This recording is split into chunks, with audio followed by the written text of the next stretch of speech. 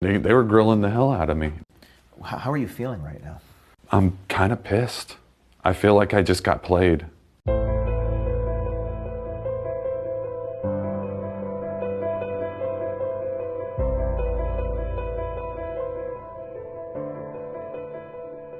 And so let me make good on that promise right away. Okay, this storm is getting crazy, right? And it's out of a lot of people's control. And so the reason they called me in is to try to harness that storm, try to reel it back in before it gets really crazy. Okay? I understand. Because we have senators involved, we have the Department of Justice involved, we have Trump's lawyers team's gotten a hold of me. I'm not. Well, I am actually. I am trying to twist you a little bit because in that, believe it or not, your mind will kick in. Okay. We like to control our mind, and when we do that, we can convince ourselves of a memory. But when you're under a little bit of stress, which is what I'm doing to you purposely, your mind can be a little bit clearer. And we're going to do a different exercise too to make your mind a little bit clearer. Okay? Good to go. So, but this is all on purpose. Roger. I'm not scaring you, but I am scaring you here.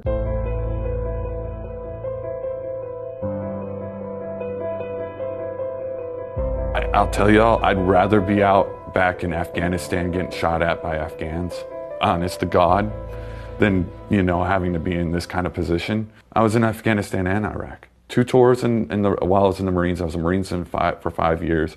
And after I got out of the Marines, I missed the uniform, so I went back into the Army Guard. I'd rather be serving my country and doing something that I feel like is historical, but at the same time, it's not my name that's going to be there. So the Marine Corps birthday, November 10th, is today. That's the date of the letter where they suspended you without pay. Yes. And tomorrow is Veterans Day. Yeah. And there's a lot of veterans watching this who served overseas. And there's a lot of people who are calling you a hero. If you could just sort of speak to the issue of, you seem like a very normal guy who never asked for any of this, and you're a veteran, and a lot of people are calling you a hero for blowing the whistle on something very serious, and you're being retaliated by your own government. Could you just speak to these issues on Veterans Day, November the 11th? Well, just as I'm just doing my duty. I honestly made an oath when I joined the Marine Corps from the get-go, and as most military guys say, it's a blank check. We never give up that check. We're going to protect our country and our Constitution till the day we die. That's the point where that check is cashed in. And I have given that check to this country. You were brave enough to go on the record, and what happened today with the letter? Well, yesterday, after the whole thing, the interrogation I went through with the postal inspectors. Right after that, I went out and freaking delivered my mail like I was told to. And as soon as I got back to the office and clocked out, I was informed by Stephanie that I wasn't allowed to. Basically, I wasn't coming to work until the investigation was completed and they can make a decision what to do with me.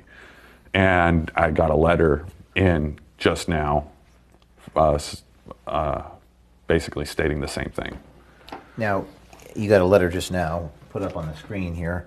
This is the letter of them informing you that you're on unpaid suspension. Mm-hmm. So you basically aren't working right now. Nope. And do you have a family? Yeah, I've got a daughter. You got a daughter, and and I think you were married. I'm divorced. And what have they had contact with you about this? Oh yeah, they're proud of me. Even my ex-wife, and I've actually had my mother-in-law call me and be like crying, if you need anywhere to live. And I was like, I thought you hated me because I got a divorce with your daughter. Come on now. What did your daughter say to you? Well, my daughter's 4, so she doesn't know anything about this. She doesn't understand this. This isn't. But I'm hoping that someday she's proud of me for what I'm doing here. Probably never expected to be here from a week ago. Dear God, no.